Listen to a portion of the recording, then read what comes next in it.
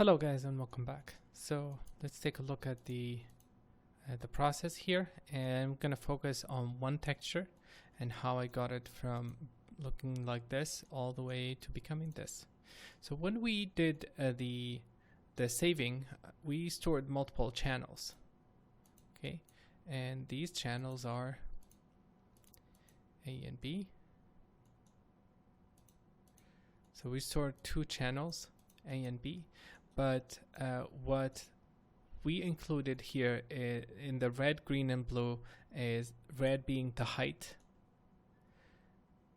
the green being the sediment or the water or the bedrocks, one of them, and then the last one is, I can't remember now. So yeah, height, sediment, debris, and mask. And I ended up using sediment and debris because the water didn't have enough details. Maybe it did, but this is what worked.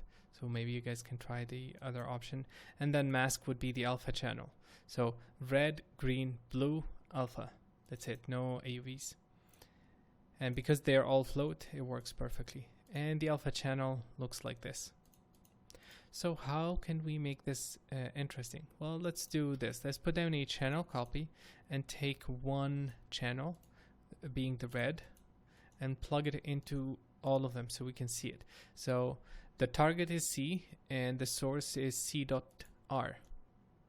So it comes from the red. The color is going to be equal to the red, and that's going to copy the red channel into the three red, green, and blue. Okay, if we create a cop filter, a cop generator, this is going to allow us to use ramps to replug the colors. And if you want to dive into this a lot more, I have the procedural texturing tutorial that goes into in depth into all of this and creating procedural texture, and it could be really useful if you're ever interested in this.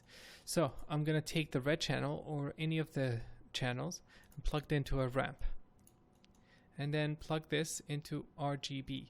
Right now it's a vector, so we need to split it. So vector to float, and then we're going to plug this like this, and if we look, we have a ramp. And now where it's black, it's going to be we can control that. So let's visualize this. So we can control what our black is going to be, and then this is our white value. And for a magma or a lava like, we actually want the black values to be super bright and everything else is super dark. So let's do this. So this is just a remap, and I'm gonna set this to white. The next color is going to be yellowish, and the next one is going to be orange, and the next one is going to be red, dark red, and then black. So this is my pattern, and we're gonna play with these colors to get the details that we want.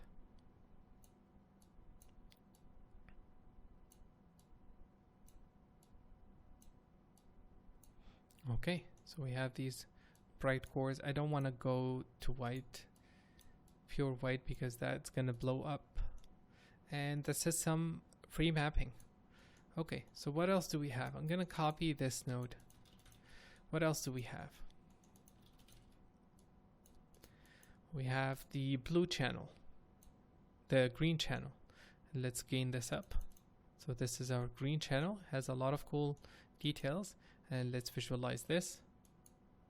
And it's not working well with the ramp. The reason for that is because all the range is different. So we need to tweak this and make sure that we remap it properly.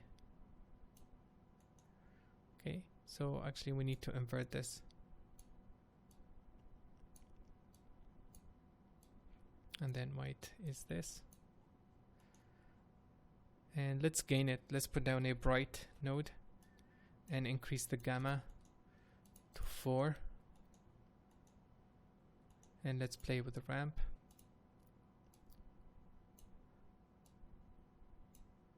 something like this. And now we have these lines. And let's put down a bright node after. Now we have these lines, and we can just merge them, layer node, and add this to this using add.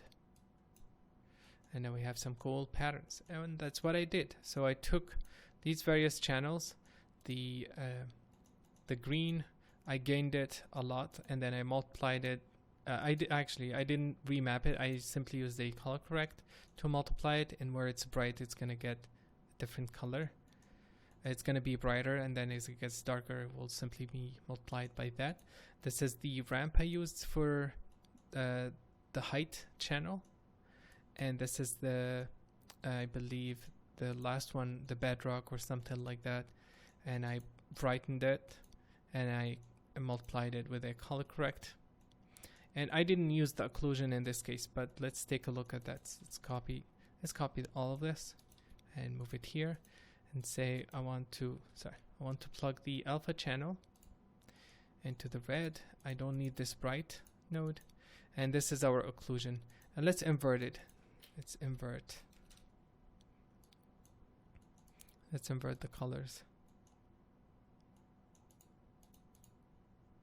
And let's use let's turn on the bright node, set it to 1. Let's do it after.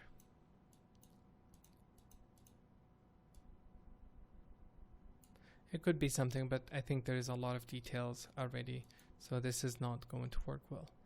That's it. This is all the results after the tweaks. Okay, it looks quite cool. And this is the other map with the smaller patterns, or the cracked soil thing. And let's take a look at the red data, green, blue, and the alpha. Same thing. And then just simple color correction, isolate, multiply by a color, remap the height where I need a ramp. I use a ramp, and this is another one, and this is another height. And I use this as a multiplier to dim down, so it was like this, and then I wanted to multiply it by the height. So this is my ramp, and that adjusts more volume to the data, to the image. And then I combined both of them. Let's hide this. So this is the first one. See, we're getting a lot of big gaps, and I wanted to fill that across the board, so I added this patterns, and this is the final map. This is what has been used in the render. So that's it really. The idea is to use megascans to start off with an initial shape that you're happy with. Just get some nice variations, some nice cracks. Honestly, all the cliff scans they have, all the rock scans, as long as it's not a mud or anything soft, as long as it has nice sharp cuts and nice height variation, it's gonna work. So pick one of those maps. They have a lot of free stuff, and then you need one with a cracked soil where you have, you know, like a uniform pattern. It's not too high, and it has a lot of cracks in it. And then plug those into a height field node, process it. I'll provide the texture, I'll provide the setup, but I cannot share the megascan files, so you'd have to plug in yours. And that's it. This is the texture. This is what I've used in here.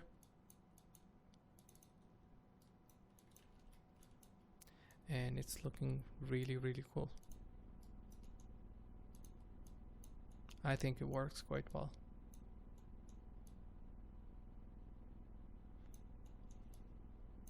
Okay. Thank you guys for watching, and see you in the next video. Bye bye.